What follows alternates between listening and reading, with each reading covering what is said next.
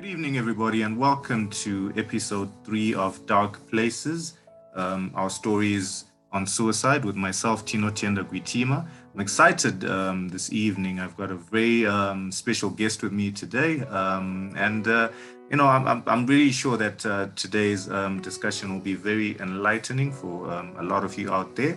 But before we get started, I'd just like to thank everybody who's been supporting the show so far and the feedback we've been getting. Ultimately, when we started this, we wanted to help as many people out there, to cope and also to ensure that people understand that suicide is preventable. And the feedback has been awesome. And we hope that more and more people will be able to tune in. So please don't forget to like, share, comment, and subscribe to our channel as well. As we continue this particular series. So without taking too much more of your time, I'll let my special guest today introduce herself. Hi, Tino. Thank you, Tino, for having me. Hello, everyone. I'm Angelica Mkorongo, and the founder of Zimbabwe OCD Trusts, OCD standing for Obsessive Compulsive Disorder. In Zimbabwe, as far as I know, they call obsessive compulsive disorder Shaviredona or Shavirenjusu. This is something that most people don't know about, but some refuse to connect the Shaviredona or Shavirenjusu with the mental health condition. So there are a lot of people out there that are confused and so on. So I'm glad I'm here, and I hope some people will tune in and just try to understand what this is all about. And some people I always argue with some people, and they say, no, this is Shavi, it's got nothing to do with a mental condition. So I say, okay, so in all over the world, in America, in Australia, in China, all these people have got Mashavi. So it's a controversial one, but very, very interesting. But anyway, as I said, I'm founder of this organization, and the reason why, of course, I founded this organization is so that, just to let people know about this condition and how, it really affects one's life and so on. So yeah, let's do this, Great, awesome. Thank you so much for that, Angie, and thank you for the work that you're doing. And I'm glad that you've also explained what OCD is, because like you have mentioned, a lot of people do not really understand what the condition is about, and as it is Suicide Prevention Month, and I think we just commemorated Suicide Prevention Day on the 10th, which was Friday last week. I want us to zero in on that particular area, because, for example, I was speaking to some people these past few weeks about how my struggles with anxiety can lead up to maybe having suicidal ideation or suicidal thoughts and the likes. And I wanted to zero in on obsessive compulsive disorder and to see if, can we say there's a link between this particular disorder and suicide? Oh, definitely. I just remember that OCD is all about intrusive thoughts that, unexplained, and they just, just unexpectedly just come into your head. So some of these intrusive thoughts are actually thoughts about harming oneself or thoughts about harming other people and so on. So I'll give you an example of my intrusive thoughts. I think it was also part of postpartum depression. That people who have OCD also suffer from postpartum depression, and it's even worse in people like us. So as my daughter was growing and I would be in the kitchen, I would feel like if I'm holding a knife, I would actually have an edge to stab my daughter. And that is frightening. I love my daughter. But so I start thinking, why is that? I've got this age. Where is it coming from? And then I didn't know that I had OCD. And, the moment that thought comes in, then I start thinking about it. Why did I think of such a thing? What's going on? What is this? And I can think about it over and over and over. And I can go on for weeks, months, thinking, why is it that I thought about this? And of course, it will cause anxiety in the sense that the next time I'm in the kitchen, the next time I'm holding a knife, I actually suffer from serious anxiety to say, what if I really do this? So there's anxiety there. And the more I think about it, the more I go into this dark corner. I go into depression. So it can be really bad. And for me, I think I said this before, when I want to carry on with whatever I'm doing so that these thoughts don't keep coming, I started drinking. So again, we've got another problem there. And then, I thought, okay, fine. How would the world look at me if really I did stab my daughter? What are people going to say? And I was raised in a church, and my parents, it is. People looked up at me and thinking that, oh, this is a respectable person. And then imagine if from Norway they hear that I stabbed my daughter, I killed my daughter. It is frightening. Then for me, it was like, I think it's better. I'm better off dead than to kill my daughter. So that's where my whole issue was, and I contemplated about this, and I think that's where now I started drinking, because I also didn't want to die. But, just the thought of me killing my daughter was actually just pushing me there. So, wow, it's one of those things. OCD is really terrible. That's just one example. Some other suicidal thoughts, there are lots that people do get. For example, it's like you want to drive off the bridge and so on. I mean, that's suicide. And those ages for me, again, were terrible, where let's say I'm driving, going to Musha or something like that, and you're carrying all your relatives in there. And just because you're passing through a bridge, you've got this age to, it is scary. It is scary, Oh, wow. No, Angie, thank you so much for sharing such intimate details of your life and your struggle with OCD, as well as how it led you to a place of suicidal thoughts as well. It's wow.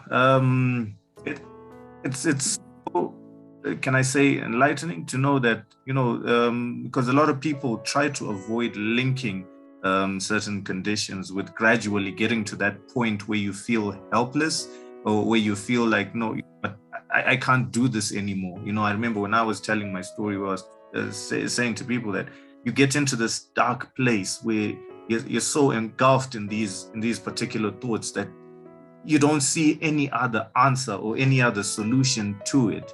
And apart from yourself, you can end up even harming other people as well. And thank you so much for sharing that aspect or that part of your life with us tonight. And still on that, I'd like to find out maybe so that we can help other people out there who are struggling, or who are maybe in a dark place right now.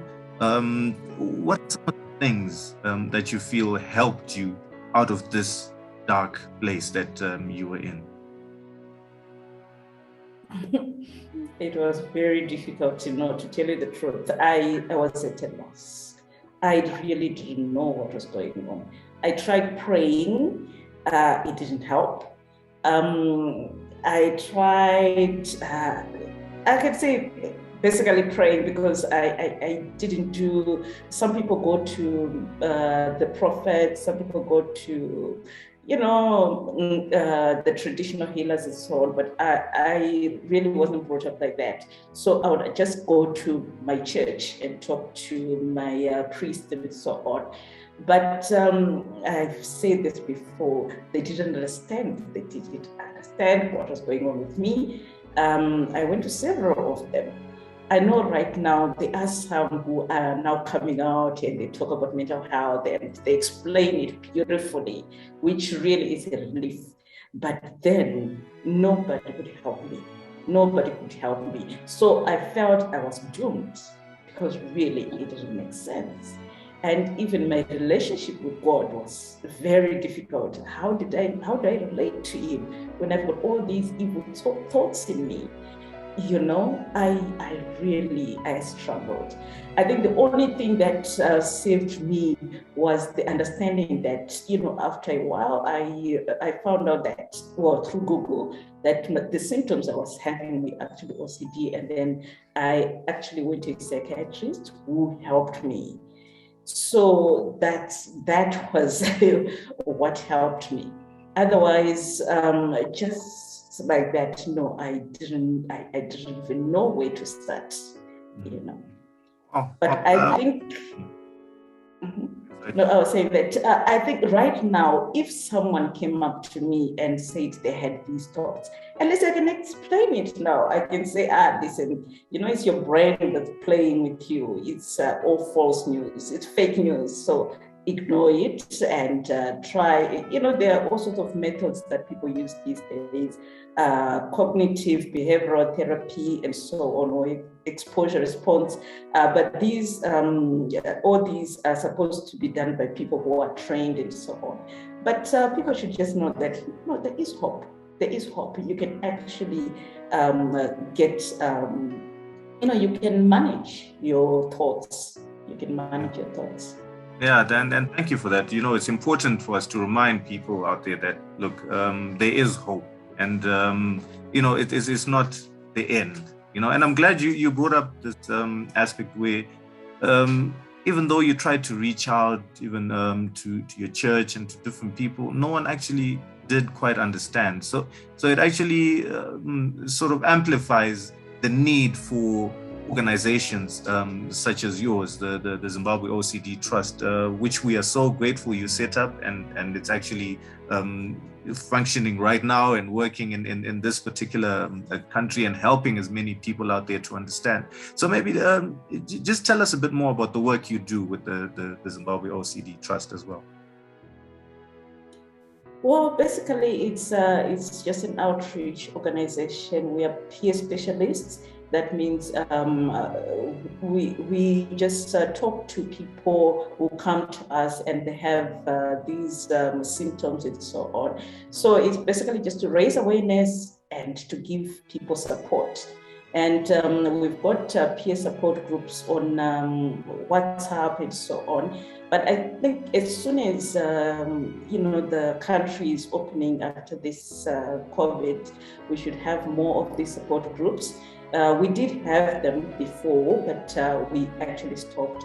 But I'm seeing the need for these right now. It's like the more exposed I am, the more people are now, just, sending messages or phoning and just say, please, I need help. This is what's going on with me and so on. So it is very, very important that, we raise awareness about these mental health conditions. And it's not just OCD, but all the mental health conditions. And people to know that, you can get help, but people should not leave it until it's too late. People should, once you see that, no, there's something wrong with you, quickly try and seek help.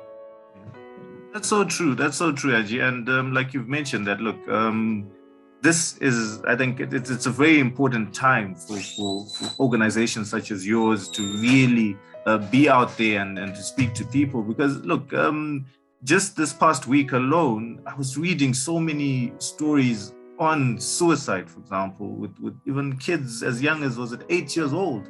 And for me, it was so hard to read that and still have people and then commenting, saying, no, you know, and yet it's simply a matter of having more information being put out there, more awareness being spread out there, you know, because it's sad that really a lot of people still think Gwitima, but look, some of conditions that we deal with lead people to a point where, you know, they feel hopeless, or even not understanding situations that people are in can cause in a particular way, you know. So there is so much need, I think, for organizations like yourself to continue doing the work you do. And also, like you mentioned, I'm glad you mentioned that the church at least is speaking more about mental health and the need to spread awareness. I actually did make a comment or two on I think it was an SDA church this past weekend. They were actually discussing and they were speaking about someone's struggles as well, which also again amplifies the work you do in terms of it's about the stories we tell, you know, and by story today, I'm so certain that someone has been able to relate and someone really has felt a connection to that particular story. And we love the fact that you're doing a lot of peer-to-peer support as well. Maybe tell us a little bit more about that. How does the peer-to-peer support work? Well, it's what I do is once people come to me with their problems and so on, and then we talk through them and we laugh at each other, because OCD is very weird. It's got some scary stuff.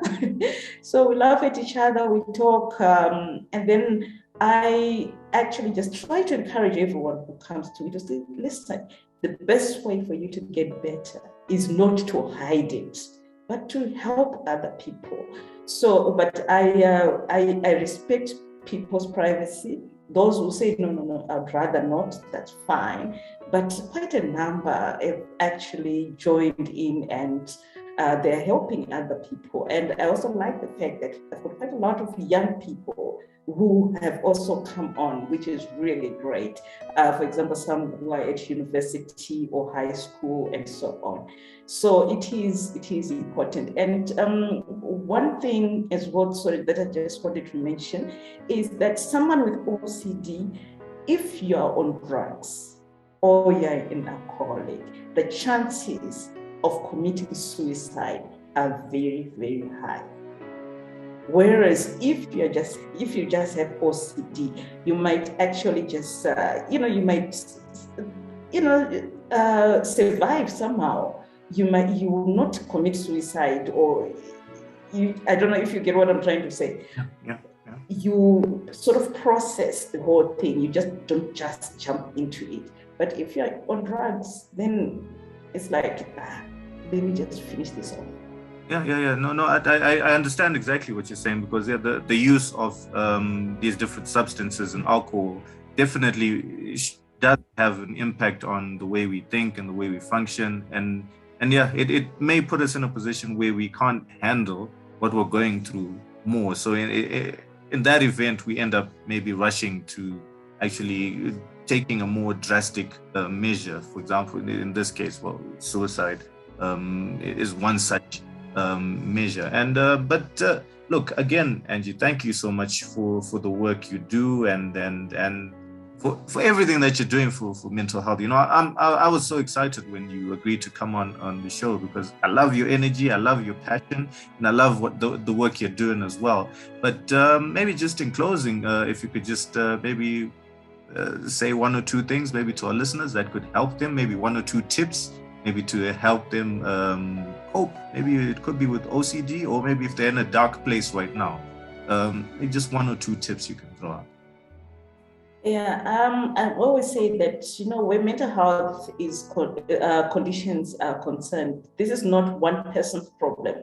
It's everyone's problem, because whether you have the condition or not, it will definitely affect you somehow, maybe your husband or your child and so on. So everyone should actually just try and know all the different symptoms that can lead to a mental health condition.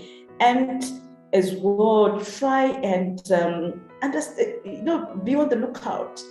Why is my child, how come all of a sudden my child has changed his behavior or her behavior? Why is it that my child is sleeping all the time? Why is it, even on the status, the status of the profile status of a person. The other day, one of the young men who actually have OCD, I just saw all of a sudden on his status, I saw, thank you, Jesus. And then it also went on to say, I'd like to say sorry to everyone that I have wronged. And already that's a red flag. I phoned him and his brother answered. He said, no, he's not okay. And we are managing it as a family. I was so grateful that at least the family was there. But those are the little things that you can actually tell that this child is having problem, or this person is in trouble, just by reading what they write. So let's just be on the lookout and let's not leave things until it's too late. Because at certain times, someone will refuse completely to go and see a psychiatrist. And yet you can tell that, no, this person needs help. So don't delay. And remember that, just because you've got a mental health condition or because you once attempted suicide, that's not the end of the world. I think as well, we need to change the way we look at suicide. Someone who is committing suicide is because they don't want to die.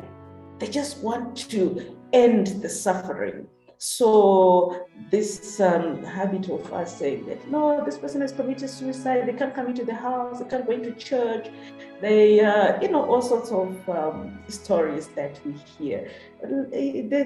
We are all human beings. We are all human beings and we are all just struggling. So let's help each other, because the pain now remains with those that stay behind. A child or a person, a parent or whoever is not given a proper burial just because they committed suicide, that's even more painful. So yeah, let's embrace each other. Let's help each other. Let's let's just support each other. And thank you so much for all you do as well. Just bringing us here to talk about our issues. That's a great job that you do. Thank you so much. No, thank you so much for that. And thank you for the encouragement as well. So to our viewers, thank you for tuning in tonight. It's been a great show. And I knew we were going to pick up some very great nuggets from Angie tonight, and we have. And I'll put up more information on the Zimbabwe OCD Trust at the end of the show. So if you feel you need to get in touch, please do. And like Angie said, do not hesitate. We're in this together. You're not alone. And there's so much help you can get out there. Angie, thank you again. And to our viewers, thank you so much. We hope you'll tune in to the next show. You have a good evening and stay safe. And don't forget the theme this year, we're creating hope through action. Have a good night. Thank you. Goodbye.